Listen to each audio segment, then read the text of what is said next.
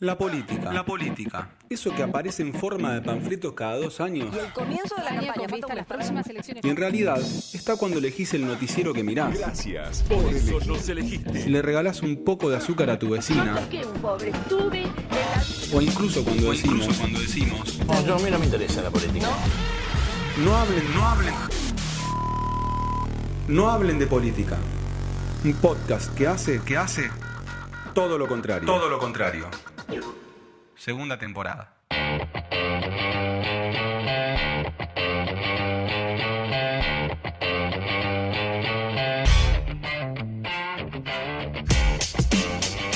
Bienvenidos y bienvenidas a un nuevo episodio de No Hablen de Política, un podcast para hacer todo lo contrario. Mi nombre es Alexis Grierson y te vamos a acompañar durante los próximos minutos con un poco de análisis político de lo que ha dejado esta semana y, por qué no, analizar un poco más en retrospectiva. No lo voy a hacer yo solo, estamos desde los estudios centrales, que básicamente es su casa, el señor Tomás Cogliati, y podría decir a mi lado virtual, un compañero, un amigo, un colega, el señor Leandro Lora. ¿Cómo andas, Leo? Ale, ¿cómo estás? Bien, acá expectantes con esta semana que nos deja muchos temas, así que vamos a tratar de concentrar, creo que estamos haciendo un lindo agrupamiento de temas por eje de discusión, eso me parece que está bueno, que nos ayuda a conectarlos, así que bueno, esto de lo virtual esperemos que le quede poco tiempo. Esperemos que quede poco tiempo. De todos modos, ya casi que podríamos confirmar que el cierre de la segunda temporada, que será quizás un poco más de un mes, va a ser todo virtual. No nos vamos a ver las caras hasta el año que viene. Ojalá que sea pronto el año que viene, que podamos grabar sentados como lo hacemos siempre en alguno de nuestras casas o en algún lugar. Vamos a ver, hay tanto por hacer y tanto por construir. Y mucho lo hacemos gracias a ustedes y les queremos agradecer a quienes se suman con el mecanismo de suscripción en este sistema que hemos implementado junto a Newsletter Volver a las Fuentes, gracias a aquellos que están suscriptos y también a aquellos que han realizado aportes únicos. Quédense expectantes. Aportes solidarios. Sí, un aporte solidario que vamos a discutir hoy también. Quédense ahí atentos porque quizás en la semana o la próxima vamos a volver a hacer sorteos de libros de Librería La Popular. Tenemos un montón de cosas para regalarles antes de fin de año, pero tienen que estar atentos. Eso es lo más importante. Y tenés otro canal para estar atento que es Radio Universidad. Si estás escuchando esto en la radio es porque es lunes y son las 7 de la tarde, como todos los lunes. Nos pueden escuchar por Radio Universidad. Le mandamos un abrazo a todos nuestros oyentes de la radio, pero también a la gente de Radio Universidad que siempre nos acompaña, nos recomienda, nos sugiere, nos da una mano y también opina sobre este bello podcast que ya lleva poco más de un año. Así es. Episodio 26 estamos transitando en este 2020. Casi que me olvido de en qué año estamos, pero es el 2020, un año inolvidable. Y hay un vino por ahí que estoy con ganas de comprar para brindar a fin de año. Le hicieron muy bien. Ya falta muy poquito, sí. ¿Cómo se llama el vino? No sé cómo se llama el vino, pero tiene un insulto muy agradable. Ah, bueno. Estaba hablando del vino ese. ¿Te enteraste del vino? ¿Del insulto? No me enteré. Ah, no lo sabía. No, por eso pregunto. No te lo quiero spoilear, aunque ya te spoileé un poquito. Pero sí. La hicieron muy bien. Hicieron un vino que tiene un nombre para brindar a fin de año. Perfecto. Después te paso el video. Bueno, momento de arrancar. Tenemos mucho por discutir, mucho por charlar. Y hemos ordenado los temas en 3 ejes. Y el primero es el que viene a continuación. Crónica de un aporte anunciado. Aporte anunciado.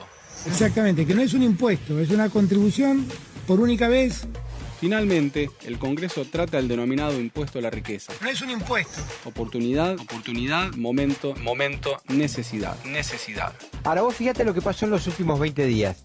Diste de baja al IFE. Sí, ya sabemos, el Está giro bien, a la derecha, pará, que lo debatimos. fuiste una reforma jubilatoria. Sí.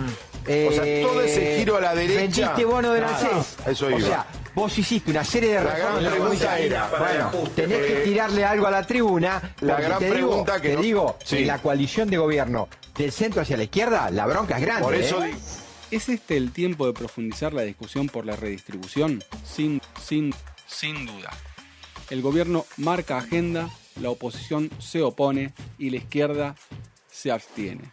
La izquierda está en peligro de abstención. La vuelta a la vieja normalidad. Esta no es la solución de los problemas de la Argentina ni de los argentinos. Es aporte solidario, extraordinario, por única vez, destinado a morigerar los efectos de la pandemia.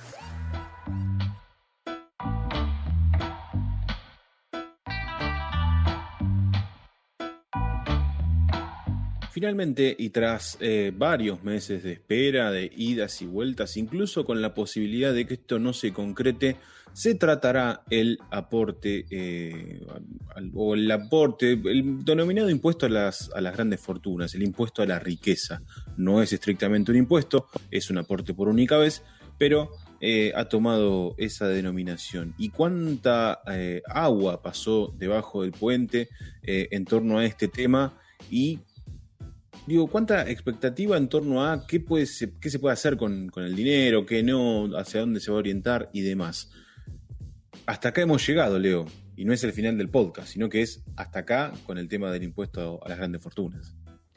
Sí, crónica de un aporte anunciado, ¿no? Así denominamos este bloque, si se quiere, con un tema que entró en discusión desde muy temprano de este año y que finalmente está llegando a una feliz discusión a mediados de noviembre de este año. Creo que bastante ventaja se le dio al tema.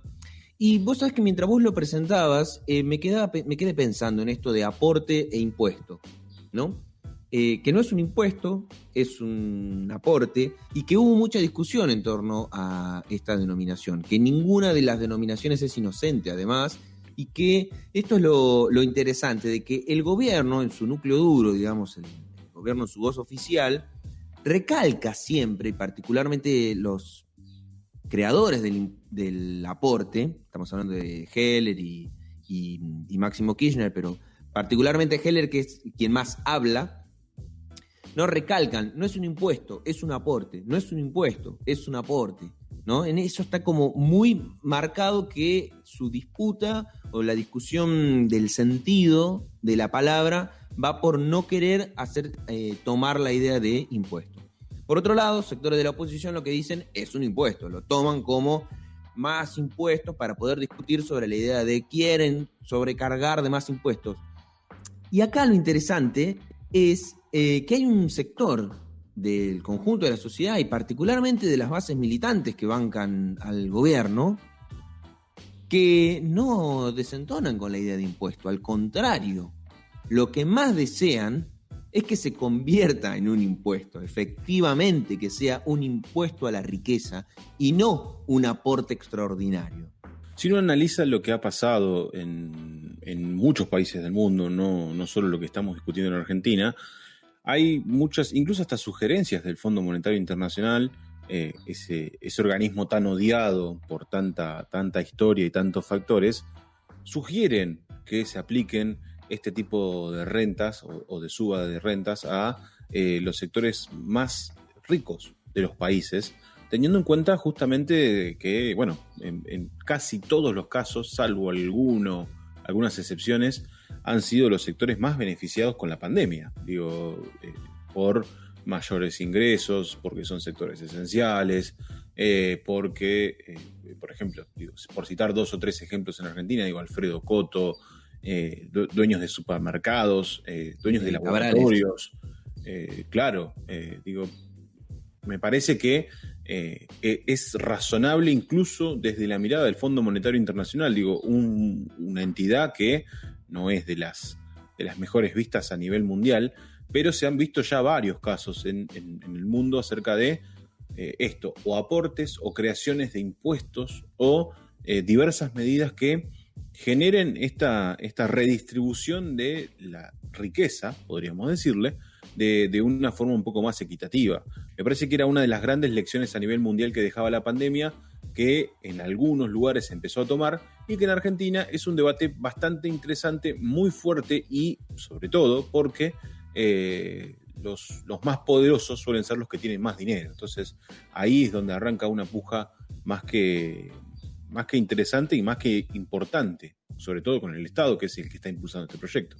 Sí, yo creo que la humanidad, o por lo menos particularmente el sector occidental de nuestro planeta, para decirlo de alguna manera, se está perdiendo una oportunidad que igual nunca es tarde, pero me parece que es un buen momento, es un buen momento para dar discusiones, o para dar nuevas discusiones de carácter global. Y esta es una. Basta de menciones de tipo moral o de menciones de tipo discursivas que en realidad en la práctica no se concretan, porque a mí me gustaría que el Fondo Monetario Internacional, más que discutirlo, sea parte de su agenda de imposiciones económicas a los países cuando les va a prestar dinero o les exige ciertos condicionamientos, que en realidad ese es el condicionamiento negativo que tiene el Fondo Monetario Internacional, es porque le quita independencia económica a los países, justamente porque viene a imponerle su propia agenda en lugar de dejarle a los países diseñar el esquema con el cual poder hacer frente a los compromisos financieros de este organismo internacional. Bueno, ¿por qué en los condicionamientos no pone impuesto a los ricos en lugar de recortes, por ejemplo, de las cargas sociales, por poner un ejemplo?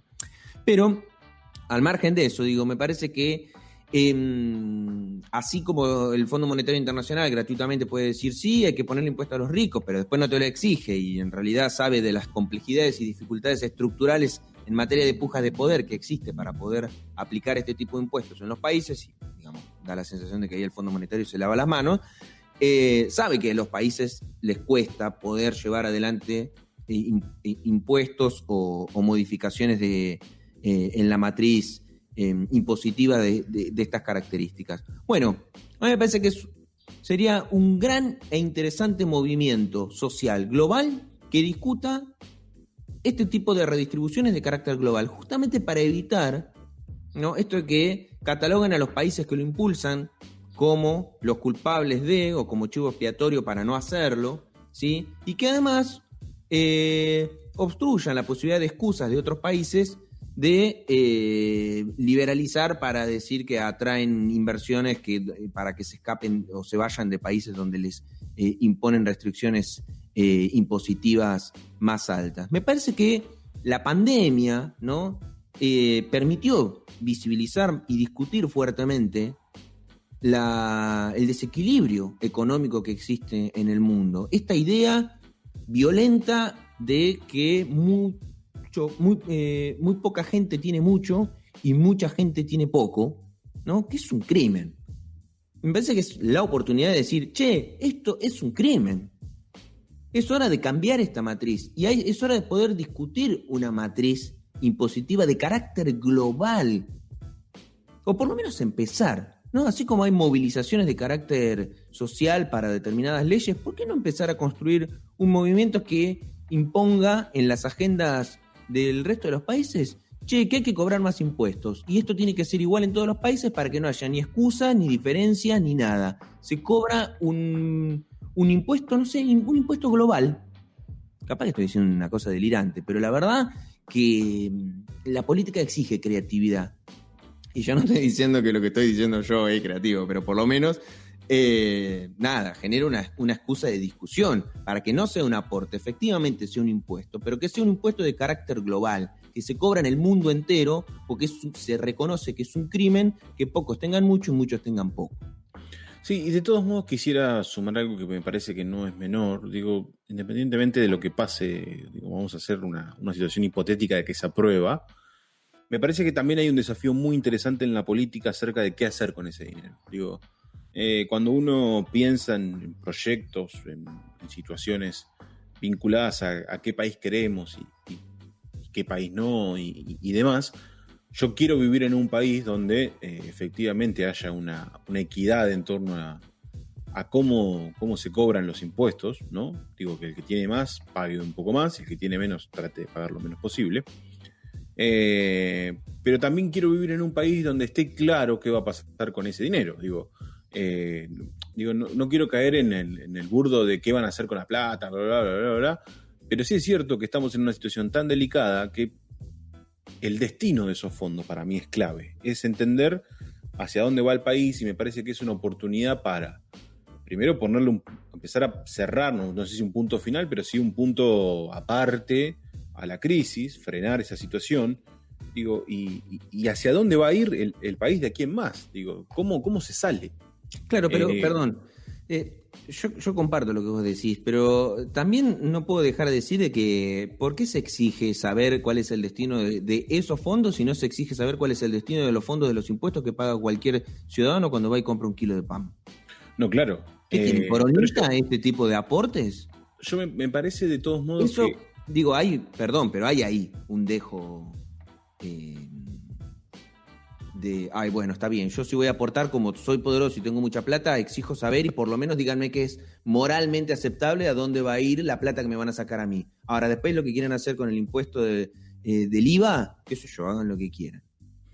No, pero digo, me refiero a proyectos. No, independientemente, yo igual sí coincido con esa postura que mencionás, porque existió, de hecho. Es muy de... Por eso no quería caer en no sé si en la tentación, pero sí en el mensaje un poco más obvio de se van a robar la plata, me la cobran a mí, se la roban. No, sino, digo, me parece que es pensar en serio el país que queremos, sobre todo porque... Digo, esta es una forma de pensar el país que queremos, pero también hacia dónde vamos es pensar el país que queremos. Alberto Fernández no ha podido claramente acomodar o enfilar el país hacia el lado que él desea. Claramente ha quedado eso trunco, sobre todo venía de una crisis económica complicada y la pandemia le derrumbó lo poco que quedaba. Entonces me parece que este tipo de decisiones, de aprobaciones en el Congreso y demás, sirven de puntapié inicial para ver qué país se quiere o hacia dónde ir. Digo, este dinero va a ir a la reactivación económica de las pymes, por ejemplo, va a ir a tratar de colaborar con los que no están teniendo ingresos, los que no tienen trabajo, va a ir a asignaciones universales, va a ir a reforzar un sistema sanitario, un sistema, o para todos lados al mismo tiempo, o para reactivar otros sectores. Bueno, me parece que ese puntapié es interesante y yo creo que la política también se debe un poco a ese debate, pero se lo debe el Estado. Digo, cuando uno piensa, esto de queremos un Estado activo, también incluye ese Estado activo decir, bueno, vamos a salir por acá. Un poco se vio esta semana, por eso es interesante hablar de agendas, porque el gobierno empezó a mostrar una agenda vinculada a qué país queremos o hacia dónde vamos, por lo menos hasta la normalización, si se puede decir de una manera, del estado de situación de Argentina. Por eso digo, es interesante también pensarlo en esa lógica, en la lógica de es momento de pensar cómo salir. Digo, hace unas horas nomás Cato Podis estuvo en Olavarría, y más allá de que después vamos a debatir sobre eso, dijo algo muy interesante, que es que no se sale con una sola medida de la crisis. No es que va a venir la medida que va a acomodar el país y bueno, esto tampoco viene a normalizar el país, pero sí pone a discutir por lo menos qué modelo o qué contexto se necesita para tener un país mejor. Por eso es importantísimo este debate, porque va un poco más allá de que los ricos pongan plata y bueno, y vemos. Porque también está la otra, digo. Hay una crisis tan profunda que quizás los dólares se necesitan para emparchar una situación, para tener más reservas, y eso no termina de determinar qué país queremos. Estamos atajando los penales, como digo, en el último minuto, a riesgo de perder todo. Casi que es como un año de prueba el 2020, ¿no? Claro. ¿No te da esa sensación como, bueno, la verdad que al gobierno no es que le regalaron, pero se le podría hasta permitir que probó, ¿no? Infinidad de agendas y discusiones a lo largo del 2020. En algunas avanzó, en otras avanzó y retrocedió, en otras hizo magia, en otras se equivocó. Y es como, buah. Y uno podría decir, ¿se te perdona este año? ¿Fue de prueba? ¿Sí? Arrancamos el año que viene. Obviamente que esto es desde ya que es simbólico, pero da esa sensación como mucha inestabilidad, y un poco también es esto de marcar la agenda, ¿no? Que pareciera que es sobre el final del gobierno. Sobre el final del año, el gobierno retoma la agenda y, por ejemplo, recupera esto que estaba ahí como medio archivado y dice, bueno, ahora es el momento, discútanlo y apruébenlo. Sí, y me parece que también tomen esto, discutamos qué queremos, que es quizás el fundamento más importante, y es de lo que yo me quedo. Por eso el martes va a haber que seguir de cerca todas las alternativas que se presenten en el Congreso. Va a ser un debate obviamente largo y que va a generar mucha resistencia. Hay una postura inexplicable del Frente de Izquierda, por ejemplo, que dijo que se va a abstener de votar. No es inexplicable. Es inexplicable si uno va a la base ideológica, después se encuentra la explicación en que sería una sugerencia del Fondo Monetario. Bueno, en fin. La verdad que es raro. Juntos por el Cambio ya adelantó que no va a acompañar, pero eso me parece incluso hasta más coherente. Yo creo que hay una... Perdón, pero lo que pasa es que yo creo que hay falsas lecturas. Te provoqué. Me provocaste, pero no voy a caer tanto en la tentación. Pero hay falsas discusiones que se ven en todas las discusiones generales de la política que a lo largo de este año han tenido a los discursos, ¿no?, de izquierda, podríamos llamarlo, como protagonistas.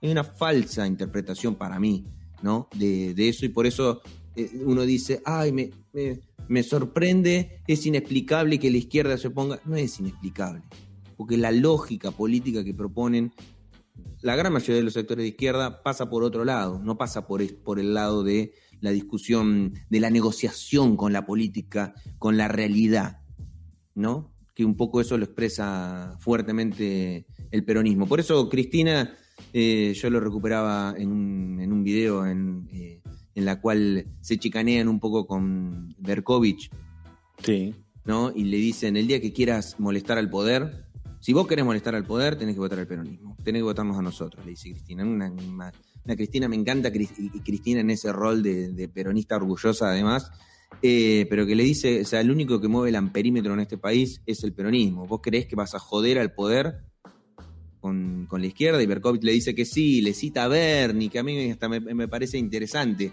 la escena de Berkovich citándole a Bernie para chicanearle, y Cristina le dice, no me chicanees, no, o sea, con tema Bernie, que fue muy protagonista en este año, no me chicanees con eso.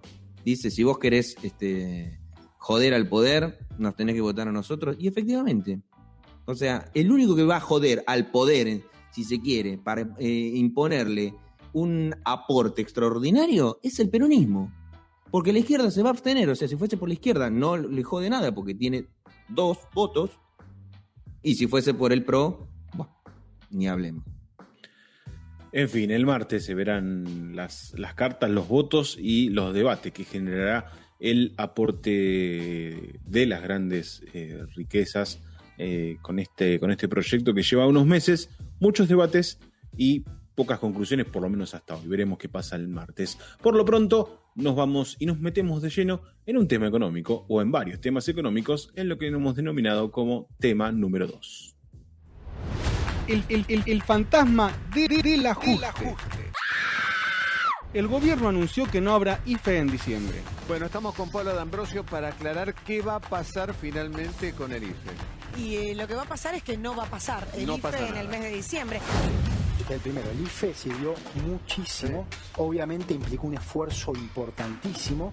Hoy no es el momento de eso, entendiendo que igual hay una situación muy dura, pero que hay equilibrios muy delicados que mantener, porque lo que nosotros estamos haciendo es ir reemplazando a estas medidas por otras, ir expandiendo programas existentes. Por ejemplo, el programa Potenciar Trabajo. La ayuda está aumentando, pero en lugar de hacerlo en la forma del IFE, lo estamos haciendo vía otros programas que son más focalizados en quienes hoy más lo necesitan. Se discute una nueva fórmula jubilatoria en el Congreso. Fórmula es la misma que tuvimos entre los años 2008 y 2017. Del 2008 al 2017, de ese periodo completo, solamente en 3 años los jubilados perdieron frente a la inflación. 2014 y por supuesto los 2 primeros años del gobierno de Mauricio Macri, 2016 y 2017. Ahora que se viene el 2021 y que esperamos que crezca la economía y que esperamos que crezca el salario por encima de la inflación, enviamos al Congreso de la Nación una fórmula que le va a generar mayor poder adquisitivo a los jubilados que si tuviesen la otra fórmula, la del gobierno anterior. Entonces, aquí sí que vamos a ser enfáticos. Lo que hizo el gobierno anterior con los jubilados fue un engaño.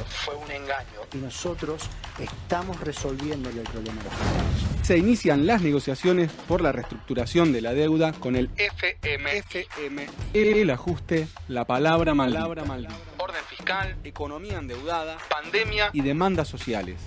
¿Se está a la altura de las discusiones que necesita el país?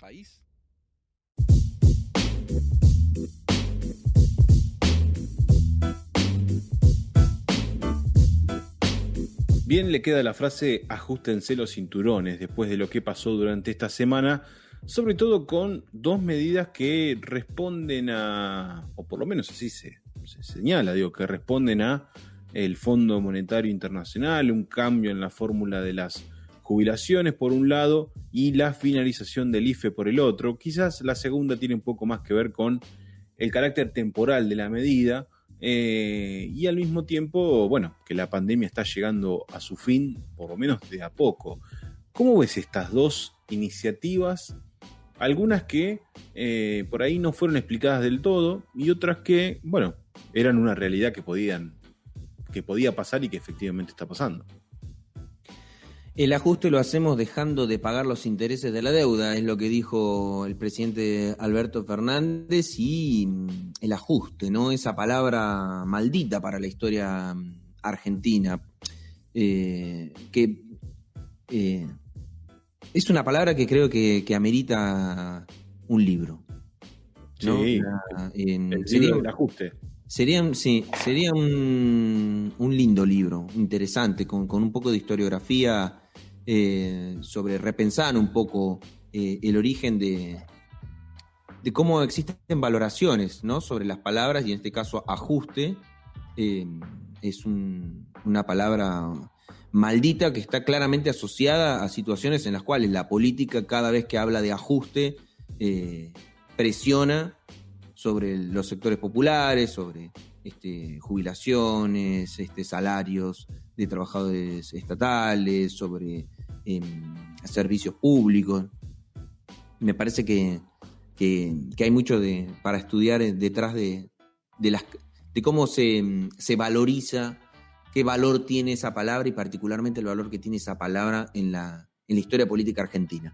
Pero como no vamos a escribir un libro por ahora nosotros y acabamos de regalar una idea de la cual esperamos por lo menos nos manden las regalías. Las regalías o algo, claro. Es la palabra en la cual se empieza a dar la disputa política esta semana, ¿no? Porque hay una discusión, incluso la izquierda intenta meter esa palabra en el marco de la discusión del impuesto a la riqueza o de aporte extraordinario. Pero lo cierto es que hay varias discusiones. Una es cambiar la fórmula de las jubilaciones, ¿no? Que es cambiar la fórmula propuesta por el macrismo, que se discutió de manera conflictiva en su momento. Muy. Fue, incluso muchos manifiestan que fue el punto de ese momento. Todo fue barranca abajo para el macrismo, a partir de la discusión de esa ley, que tiene que ver con el Fondo Monetario Internacional, que está en la Argentina en una discusión con nuestro país por la deuda, ¿sí? Tratando de, como se dice, de renegociar la deuda. Y por el otro lado, la suspensión del IFE, ¿sí? De este ingreso familiar de emergencia que se creó a partir de la existencia de la pandemia. Yo creo que es muy loable la discusión en torno al IFE o las críticas en torno a suspenderlo justo en diciembre, ¿no? Me parece que hay una discusión de justo en diciembre.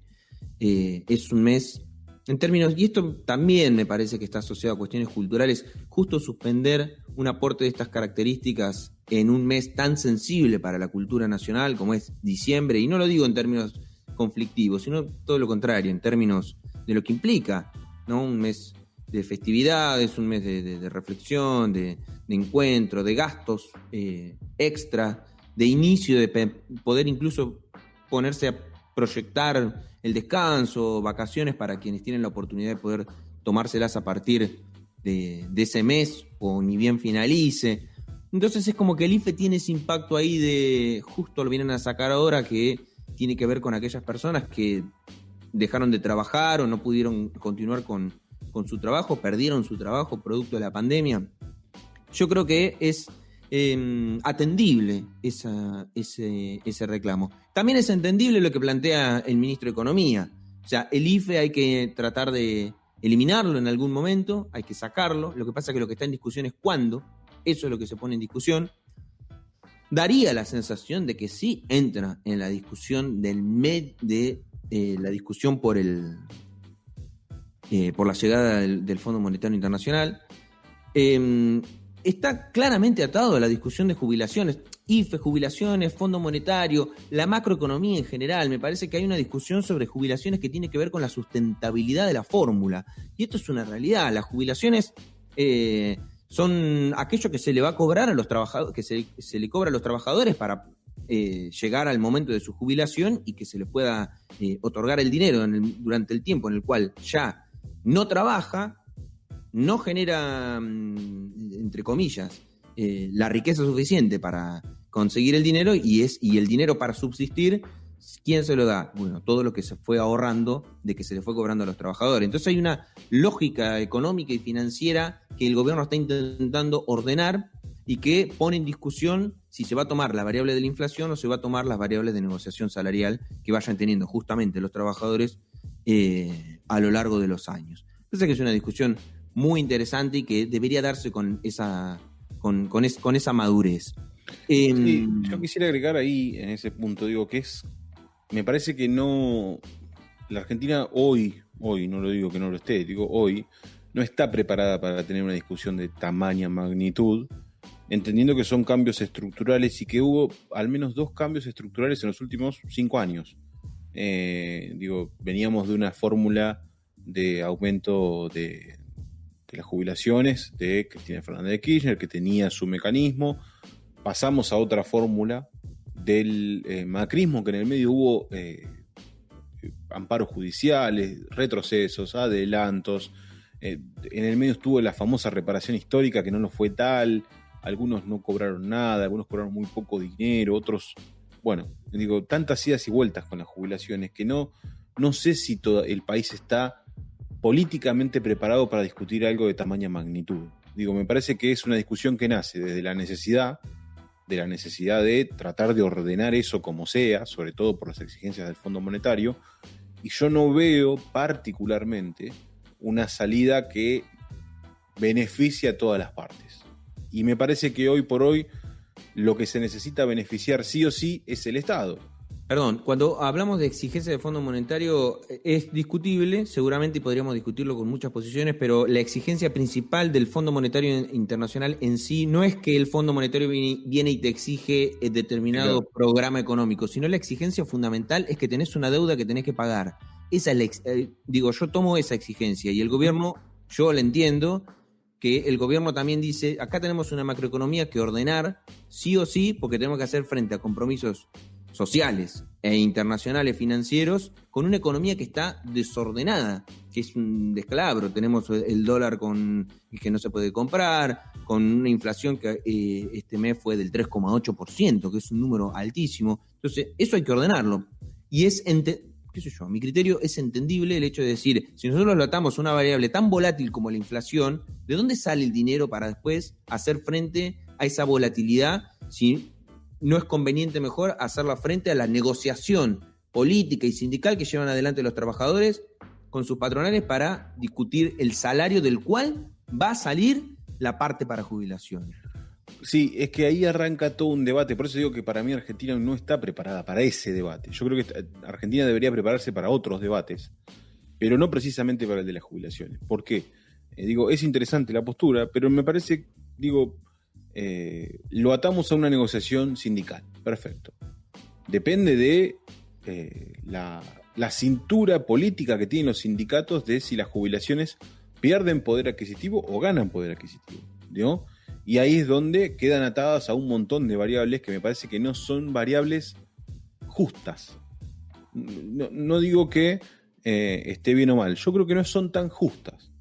¿Por qué? Digo, porque va a haber sindicatos que van a obtener muchísimas mejoras para sus afiliados y por consiguiente a los jubilados del sector, y va a haber otros que no, que van a tener que conformarse con un aumento que quizás es mucho más bajo que la inflación o mucho más bajo que el contexto económico lo amerite. Por eso yo hablo de que el único ganador en este contexto necesariamente tiene que ser el Estado, porque el Estado tiene que fortalecerse ante estas situaciones económicas y el Estado necesita fortalecerse justamente para tener la capacidad de ordenar la economía.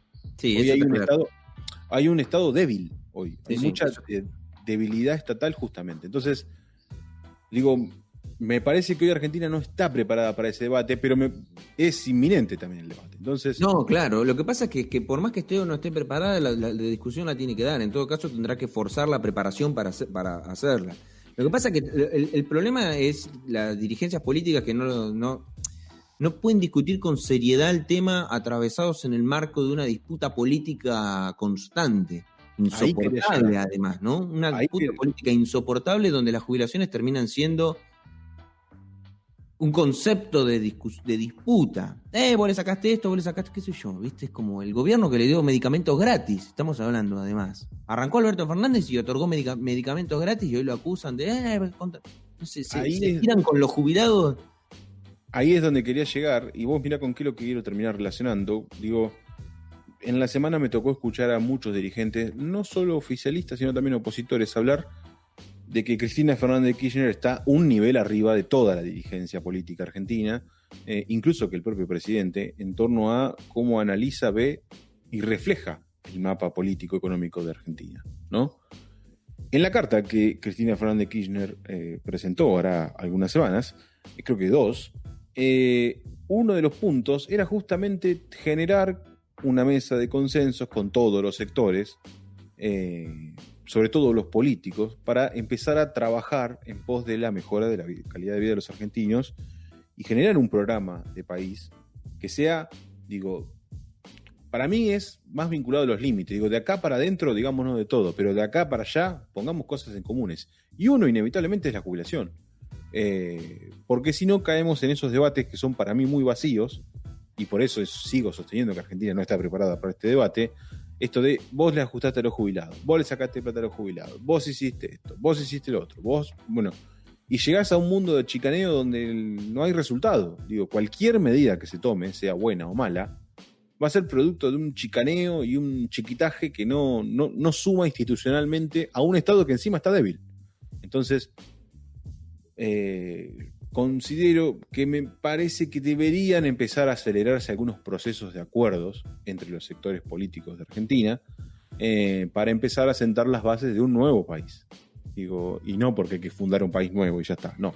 Sino que básicamente es generar consenso. Bueno, para estas jubilaciones, de acá para acá, matémonos, critiquémonos. Ahora, en algún punto hay que trabajar en conjunto porque si no, digo, esto es un híbrido entre la fórmula de Macri con la fórmula de Cristina más alguna sugerencia. Es un Frankenstein que, digo, siempre terminan perjudicados los mismos sectores. Entonces, hay que dar un salto hacia adelante. Y ahí es donde yo creo que Cristina entendió y lo graficó en su carta. Lo interesante de esto es que no está ajeno estas discusiones, ya sea IFE, Fondo Monetario, jubilaciones, incluso la discusión conceptual en torno a la valoración de la palabra ajuste, no está exenta de la discusión en torno de la agenda que empieza a marcar el gobierno, porque estas discusiones también las instala el gobierno y no se las instala la oposición, ¿no? Ya sea porque el ministro dice no hay lugar para un IFE 4, ya sea porque los legisladores, las legisladoras dicen, bueno, comenzamos la discusión ahora sí por las jubilaciones, que es tema de discusión que además fue promesa de campaña, digamos, el gobierno ya había dicho que había que reformular la fórmula, valga la redundancia, de las jubilaciones y la negociación con el Fondo Monetario Internacional, que es lo último que le falta a Martín Guzmán para ordenar los frentes externos, si se quiere, ¿no? Después habrá que ver cómo continúa, pero es como hasta ahora viene haciendo lento pero seguro, un camino bastante sólido en materia de negociaciones. Hay que ver cómo funciona, pero está claro que esto, sumado al impuesto a la riqueza, y que es interesante, ¿no? Porque es como te da estas discusiones que muchos discuten, pero el IFE, pero las jubilaciones, pero el ajuste, pero que no. Y aparece también el impuesto a la riqueza como parte de una discusión más global también a la hora de entender los ingresos y egresos económicos del Estado. Es bastante técnico, pareciera por momentos la discusión. Sí, y es bastante técnica y que tiene mucho de política también, digo, porque al final quienes se ejecutan son los proyectos políticos y es la política la que debe ordenarse, y me parece que es una de las grandes lecciones no solo de este episodio particularmente, sino también del momento que se viene. Se vienen momentos tumultuosos, turbulentos, y requiere de una política más ordenada y no de tirar palo por lo que sea.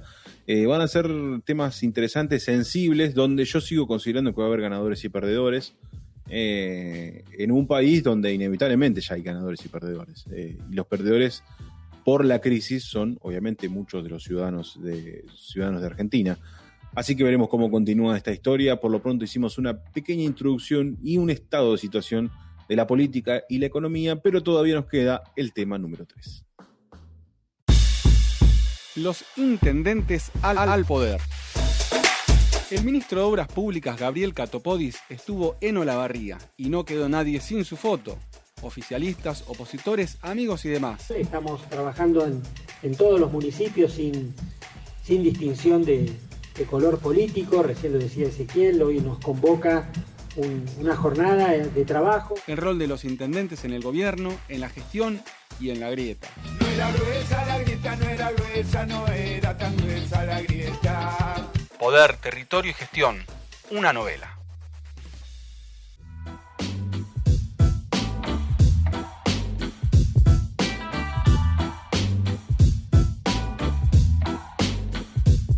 ¿Qué cosa está la de los intendentes, no? Digo, pasamos de discutir cargos, de discutir listas el año pasado y obviamente un proyecto de país, y terminamos hablando del rol de los intendentes, siempre de arriba hacia abajo, y ahora pareciera que se plantea un poco de abajo hacia arriba. Y el mejor ejemplo lo dio Gabriel Catopodis, quien es ministro de Obras Públicas de la Nación, que estuvo en Olavarría y se rodeó de intendentes, ni más ni menos, no solo oficialistas, sino también opositores.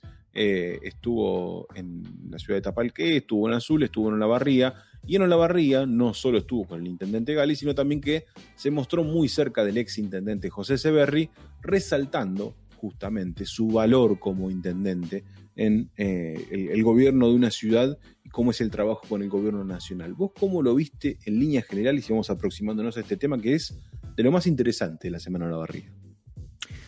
Bueno, Gabriel Catopodis es uno de los ministros que más activo se ve, también por el ministerio, ¿no? que comanda. Estamos hablando del Ministerio de Obras Públicas, entonces, y sobre todo en un gobierno que está decidido a darle impulso a la obra pública y un poco también está obligado a, digamos, si quiere hacer las cosas bien, a darle impulso a la obra pública en el marco de la pandemia que estamos atravesando.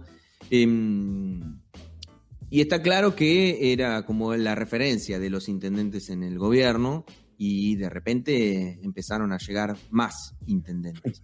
Una lluvia de intendentes con Meón y Ferraresi también, fue la última incorporación.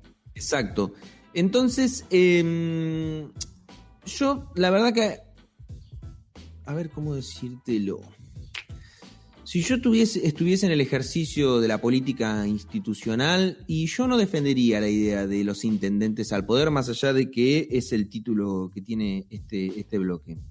Más allá de que efectivamente tiene una lectura que es posible de ser así, pero digo en términos políticos más de ejecución, ¿no? ¿Cuál sería la razón? Está bien, vos tenés dirigentes que están avalados por el conjunto de sus localidades, electoralmente, ¿no? Que tienen conocimiento de su territorio, pero de alguna manera, si vamos al caso, entonces llevemos a elección a todos los ministros y ministras, que la gente elija, ¿no? A quién quiere de ministro de tal y votamos. El gobierno hace una cartilla de candidaturas y no los elige el presidente en sí.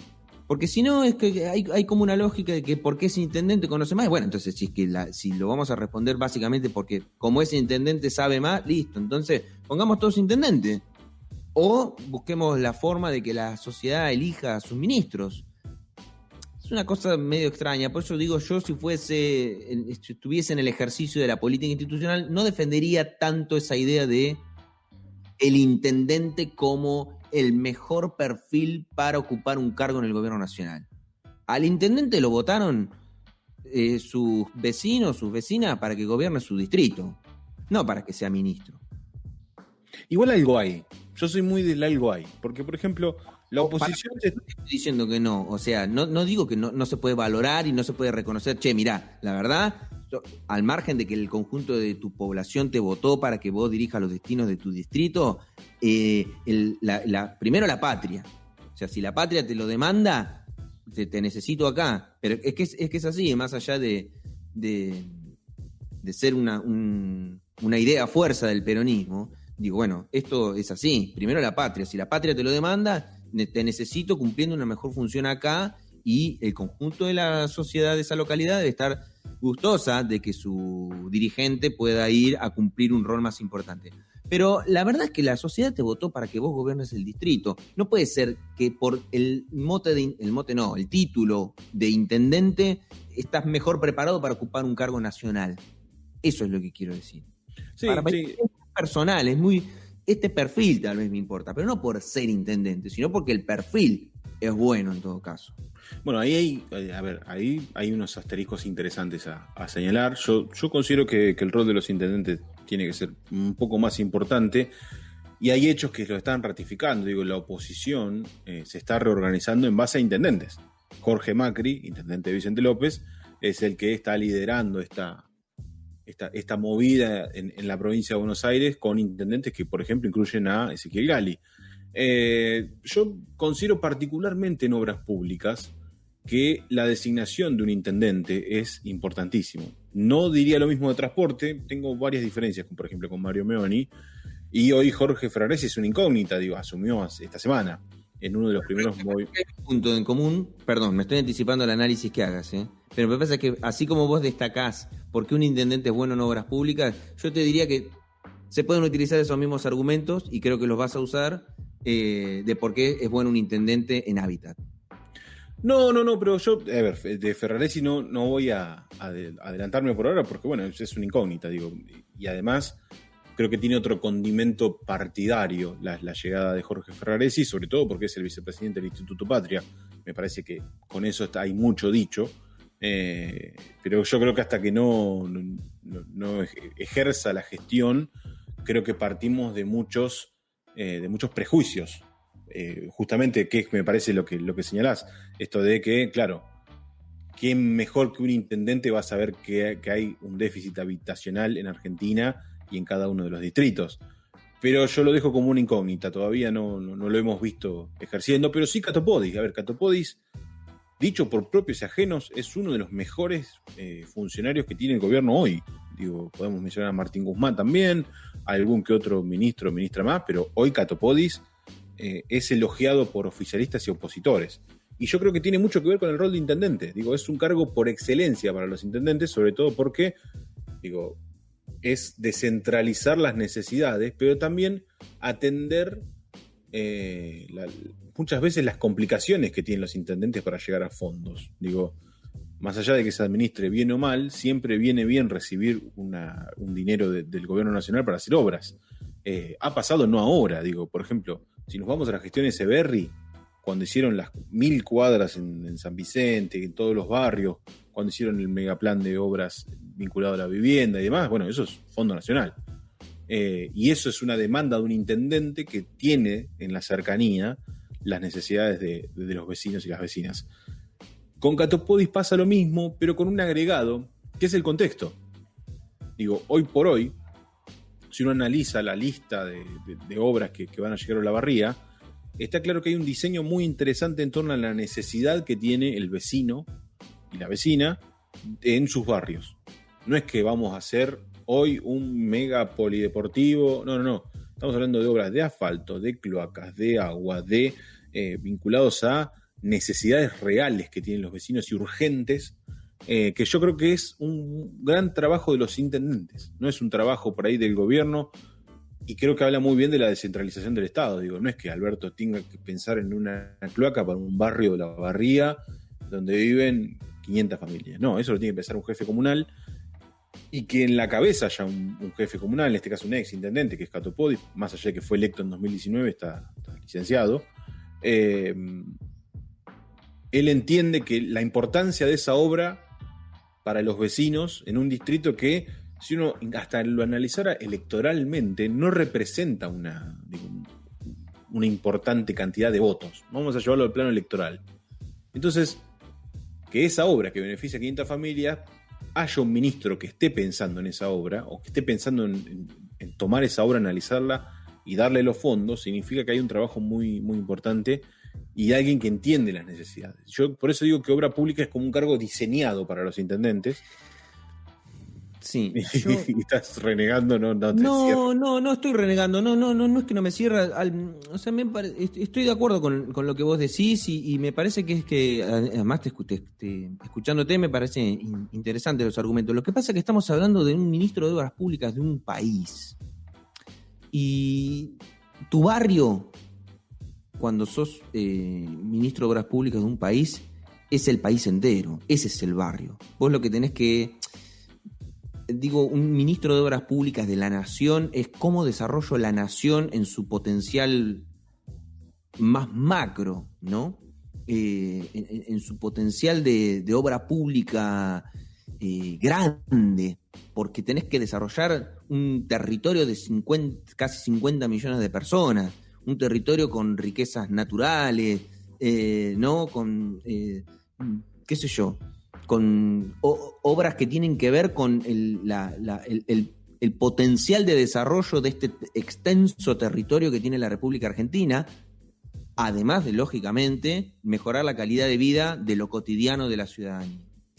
No digo que esté mal, pero no sé si es tan específico y exclusivo, claro, de los intendentes. En todo caso, podés tener un perfil de un militante como es Cato Podis, que evidentemente se lo ve como uno de los ministros que, digamos, que está trabajando a full time y que puede cumplir esos roles perfectamente. Capaz que no es por ser intendente, sino es por ser Cato Podis, en su perfil de militante, ¿no? Y dirigente político, que tiene la capacidad de poder asociar las necesidades que podrían vincularse con un intendente como las necesidades que pueden vincularse con el desarrollo estructural de un país en materia de grandes obras públicas, ¿no? Como una represa, y la verdad que no es la cloaca de los vecinos de un barrio, es una represa que va a generar, ¿no? Bueno, si tenés un perfil capaz de jugar esos dos niveles de desarrollo de obra pública, bueno, por ahí es Cato Podis ese perfil. Pero digo, por la discusión en términos de intendentes, yo creo que también hay una discusión en términos del peso propio de los ministros, ¿no? Algo que se puso mucho en discusión durante los primeros meses o hasta el momento, hasta hoy, en la discusión del gabinete de Alberto Fernández, ¿no? Ministros con poco peso, que hablan poco, y cuando digo que poco peso es que no tienen ni siquiera una fuerza propia, que son como perfiles, no sé, que no a dónde, digamos, cuál es su territorio, y de repente empiezan a aparecer ministros que por ser intendentes tienen peso propio, es decir, bueno, fueron elegidos, son conocidos, la gente los votó, tienen gestión, de algún lado, vienen de lados con potencial político, digamos, ¿no? Hay como un mix también, digo, ¿no? Tenés a Martín Guzmán de un lado y tenés a Cato Podis y Ferraresi del otro, digo, intendentes de esa. Claro, ¿ves? Pero claro, pero vos, claro, sí. Pero, por ejemplo, Martín Guzmán, ¿no? Un ejemplo de ministro de Economía de la Nación, no está ocupado, al margen de que sí está ocupado, pero bueno, es un perfil que puede ocuparse de la pequeña economía, pero también de la negociación con el Fondo Monetario Internacional. A eso me refiero con el perfil de un ministro de Nación. Sí, coincido. Igual quisiera correr 2 segundos el análisis. Quisiera llevarlo al debate de otra vez. A mí me gusta traerla porque creo que es un antes y un después en la coyuntura política, la carta de Cristina. Cristina hablaba del gran acuerdo de tratar a los opositores, de generar cercanía, y pareciera que Catopodis en su visita a Olavarría hizo eso en un ámbito un poco más micro, ¿no? Estamos hablando de la política de Olavarría, pero acercó a los espacios, se reunió con todos, los recibió, les dio el mismo trato y muchas veces hizo énfasis, no solo aquí, sino en la recorrida que viene haciendo en la provincia, mucho énfasis hizo en esto de que nosotros tenemos el mismo trato con los intendentes oficialistas, opositores, a todos les damos obras, nadie se puede quejar. Se habla como pareciera ser que se transformó como la obra pública en un puente.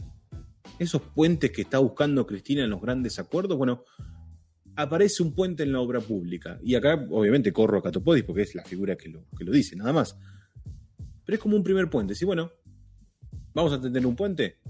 Bueno, vamos a darles obras públicas, vamos a tratar de reactivar la obra pública en todos los distritos del país, sean oficialistas, sean opositores, dialoguemos, lleguemos a acuerdo, acompañémonos.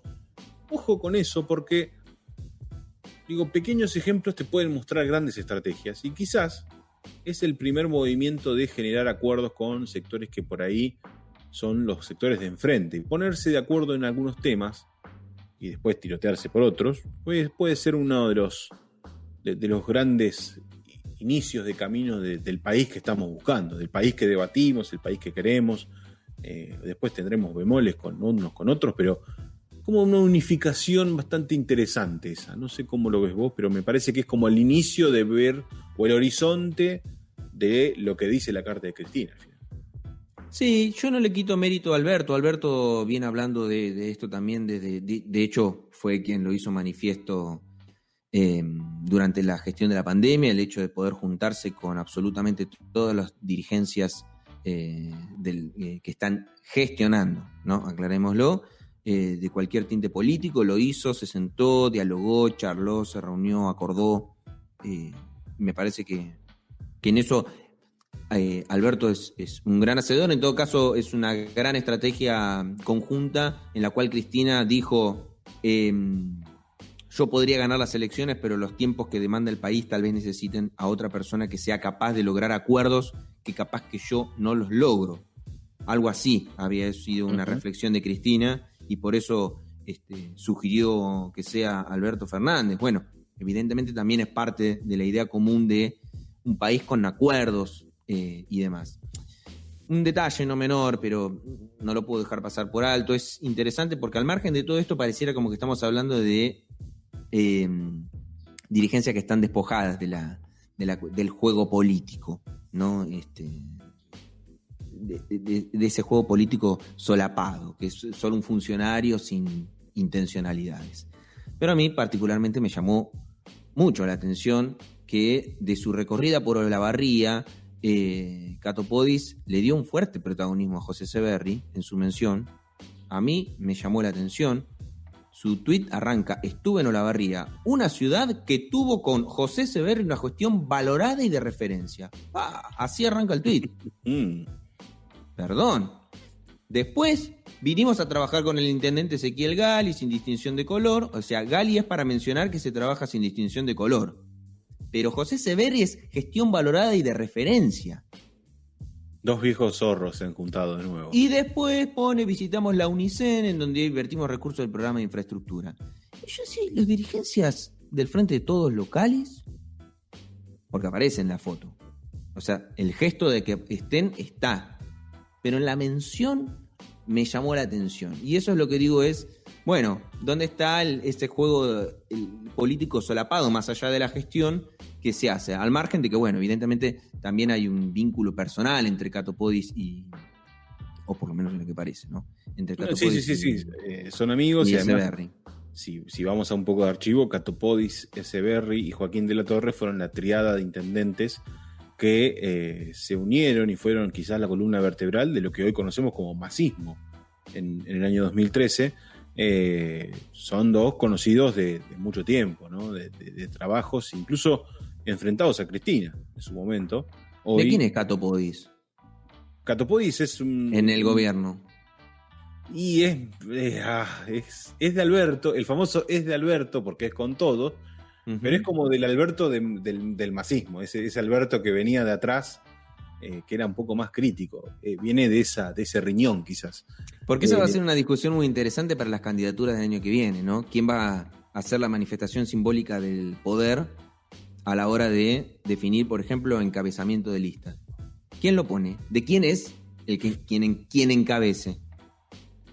Bien, buen punto. Una gran discusión. Catopodis es como un masista que regresó en el 2015 al kirchnerismo y ahí se quedó hasta hoy, ¿no? Fue uno de los que se volvió y quedó. No así tanto José Severri, pero es interesante ese juego y sobre todo es interesante ver también el rol de los que se consideran como camporistas. ¿Qué va a pasar con los camporistas? ¿Qué va a pasar con la agrupación más ortodoxa del gobierno? Con Alberto mismo, digo, y también obviamente con otros sectores más como el masismo, otros sectores que están empezando a asomarse o amagando, yendo y viniendo, y ahí es donde el Es con Todos empieza a tener forma. Veremos qué forma, pero sí va teniendo forma, y es uno de los análisis que quedará a futuro, porque para las elecciones falta un montón y no falta nada, ¿viste? Porque después de marzo es como que ya están todos lanzados, y ahí habrá, estimo, una tercera temporada en Orden de Política. Sí, lanzados primero a vacunarnos si todo sale bien. Sí. Sea con vacuna. Claro, y después tercera temporada. Te les agradecemos a todos los que han llegado hasta aquí. Hemos cerrado estos 3 temas de debates con un poco de todo. Hemos discutido bastante, Leo, hoy. Sí. Que se vuelva a repetir. Por lo pronto nos encuentran en redes. Les recordamos, como siempre, suscribirse o realizar algún aporte único en los enlaces que siempre dejamos en redes sociales. Y nos volvemos a encontrar el próximo domingo con este bello este bello proyecto, esta bella idea, esta bella temporada desde casa de No Hablen de Política. Si llegaste hasta acá es porque escuchaste un nuevo episodio de No Hablen de Política. Te escuché, Tatú. Nosotros no somos ninguna rata, amigo. Acordate de seguirnos en Facebook y en Spotify como No Hablen de Política. En Twitter nos encontrás como No Hablen de Poli y en Instagram como Hablen de Política. Sí, ya sé, es un quilombo, pero nadie dijo que hablar de política era fácil. Hasta la semana que viene.